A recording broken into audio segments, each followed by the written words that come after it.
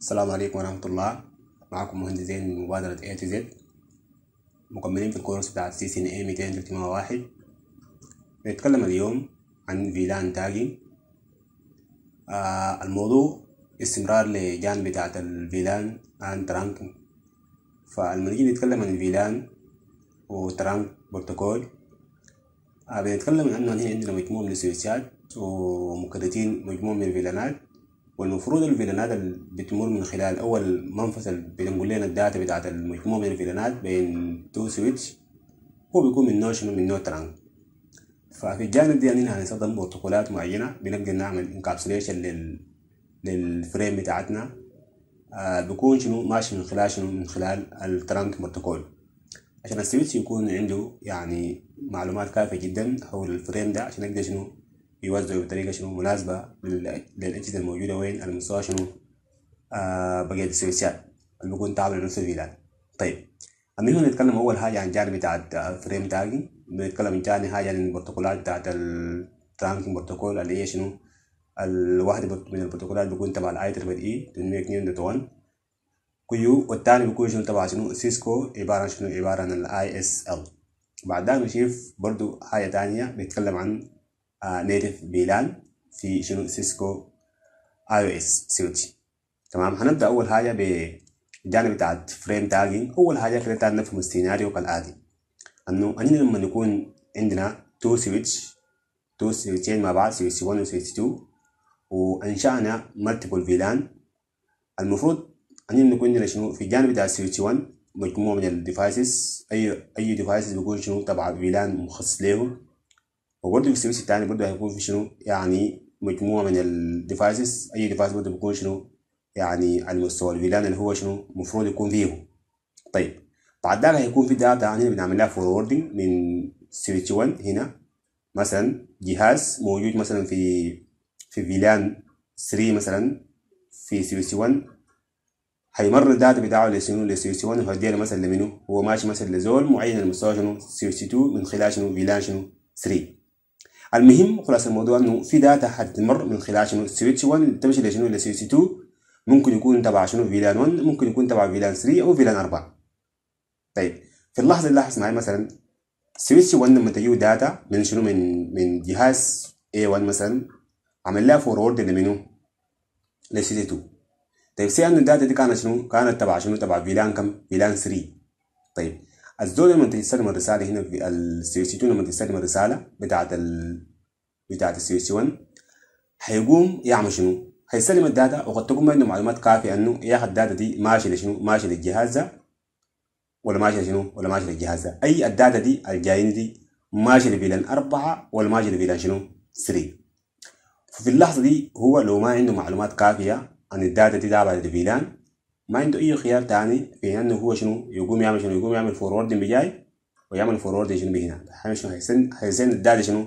في كل الاتجاهات، اي في كل الاجهزه الموجوده بيكونوا موجوده معاه المستوى شنو؟ المستوى الشبكه، او كمان لكل الفيلانات، لانه هو ما بيكون عنده شنو؟ ما بيكون عنده معلومات كافيه عن الداتا الجاي وهو ماشي داتا فيلان. طيب، فهنا اصلا بيقول شنو؟ بيكون ده مشكله كبيره جدا، يعني انه هنا ما قال لنا شنو؟ ما قال لنا البودكاست. فهنا قلنا الهدف الاساسي من الفيلان انه نقلل من السايز بتاعت البودكاست، ان البودكاست يكون شنو؟ يعني سايز بيكون شنو؟ بسيطه قليله. فلما نيجي نعمل تاج الفكره بتاع الاسئله شنو؟ انه ياخذ سيوسي لما تيجي تستلم مثلا رساله من شنو؟ من بي سي اي مثلا هنا، والبي سي اصلا كانت موجوده وين؟ كانت عندنا تسمع لمستوى شنو؟ مستوى فيلان 3. لما نستلم الداتا هنا وزود هيقول له يا اخي تبع فيلان 3، هيقوم يعمل لها تاج، هيقوم يديها شنو؟ يديها تاج معين بالاي دي بتاع كم؟ بتاع فيلان شنو؟ فيلان 3.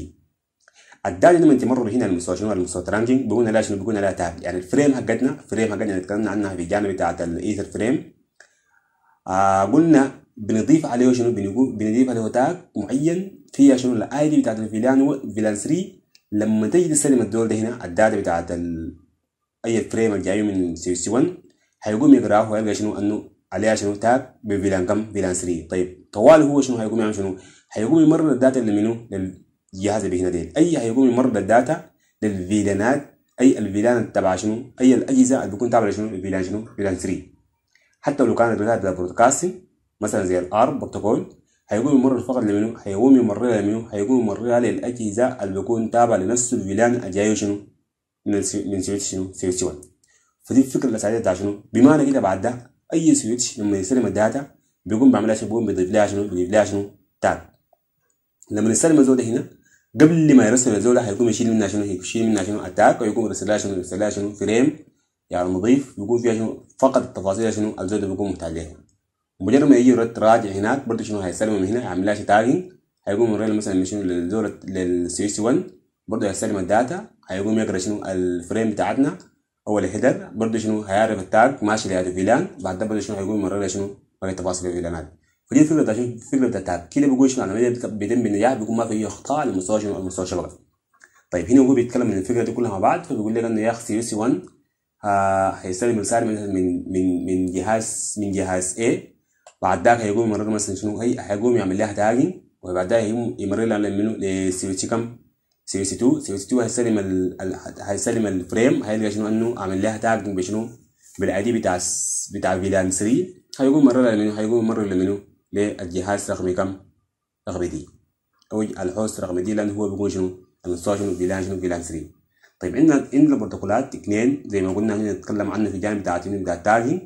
اول بروتوكول 802.1 ده تبع شنو تبع الاي تريبل اي ستاندرد. عندنا بروتوكول ثاني عباره عن الاي اس ال تبع شنو تبع سيسكو يعني ده كل الاجهزه اللي بيكون شغال المستوى البروتوكول لازم يكون شنو كلهن ديفايس بتاع سيسكو وعندك ده بيكون ستاندرد لكل الديفايسز يعني ما شرط يكون شنو تبع سيسكو يعني اي جهاز بتاع اي شركه بيكون شنو بيشتغل معاهم. طيب تعال نلغي النظره بتاع الزول ده بيشتغل كيف. هو الفكره واضحه جدا بس احنا دايرين نوضح مثلا شنو الفريم بتاعنا بيكون عليها شنو. زي ما اتفقنا اول حاجه لما جينا اتكلمنا عن ايه الفريم قلنا الفريم بتاعنا بيكون فيها شنو بيكون فيها ديستنيشن ادرس ومعه شنو السورس ادرس ثاني بيكون فيها شنو الديستنيشن ماك وشنو السورس ماك يعني الماك ادرس للديستنيشن للسورس وللاي بي ادرس تفاصيل زي ده يعني وبيكون فيها شنو التايب يعني نوع الاي بي ادريسنج فيرجن 4 و 6 بيكون فيها شنو الداتا بتاعتنا بيكون فيها شنو البروتوكول بتاع شنو بتاعت الشكسم. طيب دي ضفنا شنو دي ضفنا تاج في الوسط هنا بعد فيها شنو فيها التايب يعني نوع التاج هي نوع شنو يعني اول حاجه البرويت بتاعه عندك شنو الفلاج عندك شنو الفيلان شنو فيلان اي دي. فدي الفكره بتاع شنو دي الفكره بتاعت التاج انه هنا شنو نستخدم بروتوكول معين بنعمل لها انكابسوليشن عشان ده كده يكون شنو معروف لدي شنو السويتشات الموجوده معنا في الشبكه عشان يكون شنو يحصل لها فورورد بطريقه شنو بطريقه منظمه يعني. دي الفكره بتاع شنو دي الهيدر بتاعنا بيكون اي دي الفريم بتاعنا بيكون بالصوره دي يعني لما نكون مستخدمين شنو يعني انكابسوليشن من خلال 802.1 كيو. طيب بعد ذاك الجانب بتاعت الكونفيجريشن لو انت عايز مثلا تشيف الكوماند كيف على مستوى شنو على مستوى الشبكه فاول حاجه لازم تكون انت شنو تو سويتش على الاقل. فقلنا المنفذ اللي بيكون بين ان يوزر وسويتش بيكون شنو الاكسس هنا بيكون الاكسس المنفذ بيكون شنو اكسس وده بيكون شنو الطرف الثاني بيكون شنو ده بيكون ترانك. يلا العمليه بتاعت التاجنج بتتم في جانب بتاع شنو بتاع الترانك هنا بعد. فباي ديفولت انت هتيجي شنو هتيجي تنشي فيلانات على الاقل اول حاجه عشان تقدر شنو تمرر المنافذ زي المستوى شنو المستوى اكسس لينك. بعد ذاك اي داتا جاي مثلا من فيلان معين هنا الفيلان اللي انت انشاتهم لما تجي هنا شنو تحصل لها تاجنج من خلال شنو من خلال الاي دي بتاع شنو الاي دي بتاع الفيلان شنو المعين عشان الزول لما يجي يستلم الداتا هيستلمها شنو عليها شنو اتاك عشان يقدر شنو يمرر للطرف الثاني بهنا. طيب زي ما دي الكوماند اللي شنو اشتغلنا عليها وكلنا الفيلانات بعد ذاك لما نجي هنا برضه شنو ندخل اي نعمل اساين يعني لاي منفذ لمستوى الفيلان المعين. بعد ذاك شنو نجي مثلا نحول المنافذ لترانك المنفذ اللي بيكون رابط مثلا بين تو سويتش. بعد ذاك نجي عمليه التشغيل بتاع الانكابسوليشن سويتش بورد ترانك انكابسوليشن عندك شنو اثنين يا دوتون كوي يا شنو اي اس ال تمام. فدي الفكره الاساسيه مثلا هنا لما جينا مثلا شنو حولنا المنفذ قلنا له يا اخي طبعا باي ديفولت كلهم بيكون شغالين شنو 802.1 كيو باي ديفولت بيشتغلوا شنو 802.1 كيو. طيب لو ملاحظين بعد ما جينا عملنا انكابسوليشن ب 1 كيو لما جينا عملنا مثلا شو للانترفيس F0 سويتش بورد نلقى شنو انه بدينا تفاصيل بتاعت المنفذ اسم المنفذ السويتش بورد انيبل عندك شنو الادمنستريتيف مود دايناميك اوتو عندك شنو جانب بتاعت الاوبريشن مود عندك ستاتيك اكسس. هنا بيقول لك شنو انه انت ممكن تعمل ادمنستريتيف ترانكينج انكابسيشن شنو دوت 1 كيو. قال لك هو شنو الزول هنا عامل شنو؟ عامل انكابسيشن من خلال شنو؟ من خلال بروتوكول دوت 1 كيو. اللي عملها منو؟ اللي عملها شنو؟ ادمنستريتيف، ما الديفولت يعني. يعني انت شخصيا دخلت عملت لها شنو؟ عملت لها كونفيجريشن يعني. فلو لاحظت هنا بعد ذاك المعلومات هتتغير شيء، هتتغير شويه كده. بعد ما جيت مثلا يعني خليت المنفذ يكون ترانكينج وعملت انكابسيشن من خلال شنو؟ من خلال البروتوكول بتاعت الميكانو كيو، المعلومات هتتغير. هيكون اول حاجه ادمنستريتيف مود يعني ترانكينج، يعني ما اوتو طبعا، لانه هنا كان شنو؟ هنا الوضع الافتراضي. هنا شنو الوضع الافتراضي؟ هنا الوضع الافتراضي يعني اوتو. لا هنا ما الوضع الافتراضي، هنا انا دخلت كادمنستريتيف، حولت شنو؟ حولت المنفذ لشنو؟ لترانك. خليت الاوبريشن بتاعه يكون ترانك، خليت المود بتاعه يكون ترانك، خليت الانكابسيشن بيكون شنو؟ دوت 1 كيو. تمام. فدي الفكره بتاعت شنو؟ دي الفكره بتاعت الترانك من خلال شنو؟ من خلال 802.1 كيو. طيب هنا بيتكلم تاني عن الجانب بتاع النيتف فيلان. طيب النيتف فيلان فكرته بسيط جدا. لاحظ معي لما نيجي نتكلم عن الفيلان، لاحظ مثلا سي انه هنا عندنا 10 فيلان، وهنا مثلا عندنا شنو؟ 10 فيلان. 10 فيلان. قلنا الفيلانات دي بتمر من خلال شنو؟ من خلال ترانكينج. طيب بمعنى يعني شنو؟ انه اي منفذ، اي سويس ما يجي يستلم الفيلان قبل ما يمرر هنا الفريم بتاعنا بيعمل لها شنو؟ بيعمل لها تاج بشنو؟ بالاي دي بتاع شنو؟ بتاع الفريم المعين. طيب يا ترى لو السويتش ده جاته فيلان، جاته فريم، لكن شنو؟ فريم ما تابع لفيلان معين.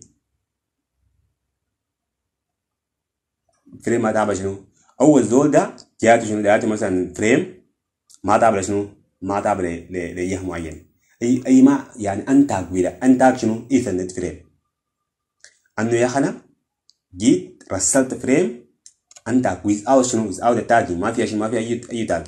يعني ما يعني هو ما تابع لفيلان 20 ولا قلت له انا تابع بس فيلان 30 ولا ما تابع لاي فيلان. بمعنى انتاج فيلان او انتاج شنو؟ فريم اسمه كده. انه الفريم ده ما خصصناه لشنو؟ لفيلان معين. وهو مر من خلال شنو؟ مرناه من خلال شنو؟ من خلال ترانك بروتوكول. وترانك بروتوكول عامل لها شنو؟ انكابسيشن من خلال شنو؟ 802 كيو. لكن الفريم ده ما عليه شنو؟ ما عليه تاك انتاك فريم. طوال اي سويتش مجرد ما يستلم الانتاك فريم بيمرر وين؟ بيمرر على مستوى شنو؟ على مستوى نيتف فيلان. لانه لما يجي مثلا فريم انتاك هي هتاخدها وين؟ طيب هتوديها للفيلان. هل هتختار الفيلان من عندك بطريقه شويه عشان تاخد فيه عشان تعمل لها فورودنج عليه؟ لا، انت هتاخد المعلومات دي المستوى هاي اسمه النيتف فيلان. النيتف فيلان عباره عن فيلان بيستقبل فريم without التاج. اي شنو؟ انتاج فيلان. انتاج شنو؟ انتاج فريم. مثال لها عباره عن الديفولت فيلان. ديفولت فيلان باي ديفولت كده قلنا السويتش اللي بيقول عشان حاجه اسمه الديفولت فيلان رقم 1. دي عباره عن نيتف فيلان، انه اي فريم جاك انتاج طوال السويتش بيوديها لمستوى شنو؟ بيوديها لمستوى شنو؟ لمستوى النيتف فيلان اللي هي شنو؟ فيلان شنو؟ رقم 1. بمعنى لما نقول نيتف فيلان قاسم بيها انه عباره عن فريم انتاج فريم انتاج فريم عباره عن شنو؟ عباره عن بيانات بتمشي لنيتف فيلان. لان بعد مرات بيكون في واحده من الاجهزه بتاع السويتشات ما بتفهم شغل بتاع الفيلانات وحاجه زي ده. فلازم شنو؟ يمرر لهم شنو؟ من خلال شنو؟ من خلال without التاب. دي فكره شنو؟ بتاع النيتف فيلان. تمام. برضه هنا مثلا لو جيت عشان تعمل شو للنيتف فيلان تكتب القمامه بتاعك شو. هنا شو انترفيس ترانك. البيانات اللي بيكون تبع الترانك هيجيب لي مثلا والله يقول لي مثلا انه في منفذ 0.4 المود بتاعه اوف مثلا انكابسوليشن كيو.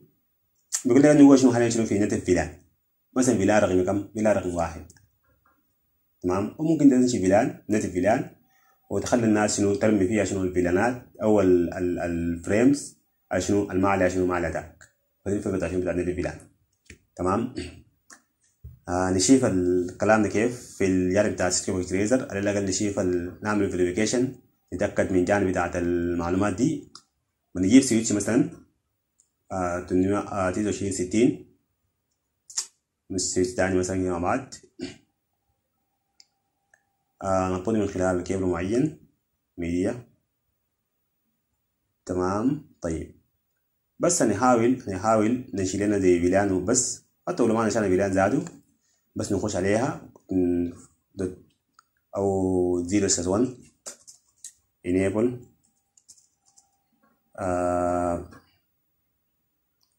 config t interface fast 0/1 بس أنا أخليه ورا تحت ترانك CC port mode trunk CC port mode trunk. بعد ده ممكن نجي نقول له show interface fast 0/1 CC port. هيجيب لك معلومات عن المنفذي administrative mode trunk، عندك شنو operation trunk، عندك شنو، عندك administrative trunk encapsulation دون كوي. طبعا ده قلنا هو شغال باي ديفولت كده مع بعض. وجينا هنا حاولنا عشان نحول ل ديفولت نلقى انه اصلا ما شغال معانا هنا بالسويتش. هنا لو مثلا قلنا له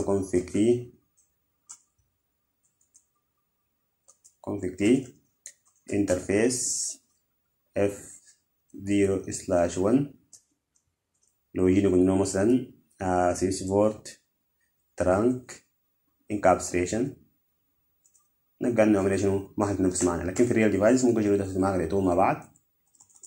طيب دي الفكره بتاعت شنو، دي الفكره بتاعت الترانك. لو جينا عشان نشوف النتيف فيلان هو حاليا مثلا موجود وين في النتيف فيلان، شو عندك شو انترفيس ترانك نافذ الترانك، هيقول لك انه والله لازم هنزود شنو المود بتاعه اون encapsulation كيو ترانكينج نيتيف 1. دي الفكره بتاعت النتيف فيلان. لو جيت مثلا اشوف مثلا encapsulation ممكن نجيب سويتش تاني مثلا كور سويتش عشان ينفذ معنا الكوماند. مثلا لو دخلنا كده مع بعض بس نجرب فيها الانكابسوليشن. طبعا ما كل الاوامر، ما اي كوماند شنو انت بتنفذ معاك هنا على مستوى شنو سيكيب اكستريزر يعني enable config t interface 0/1 بس نعمل السكرين. ممكن نقول له switch port trunk encapsulation تنويك نين دون كيو اسمع هنا دوت 1 كيو انتر كده بننفذ معاك على طول مع بعض. فدي الفكرة بتاعت النتيف فيلان والتاج. وعندك تاني شنو جانب بتاعت تنويك نين دون كيو، عندك شنو ISL كلها شنو طبعا جانب بتاعت الفريم تاج. فمهم جدا تكون شنو عندك خلفية انه انت لما تكون تمرر الفيلانات المستوى ترانكينج بتمر من خلال شنو، من خلال اي بتحصل لها تاجنج عشان شنو الزول السويتش الثاني هنا يجي يفهم شنو، يفهم الداتا دي ماشي لوين عشان يقوم شنو يشتغل بتزامن معين المستوى شنو، المستوى الفيلانات الموجودة على المستوى شنو، المستوى الطبيعي بتاعك. انا كيف لاتين ان شاء الله ونواصل في السنة الجاي. دمتم في امان الله والسلام عليكم ورحمة الله.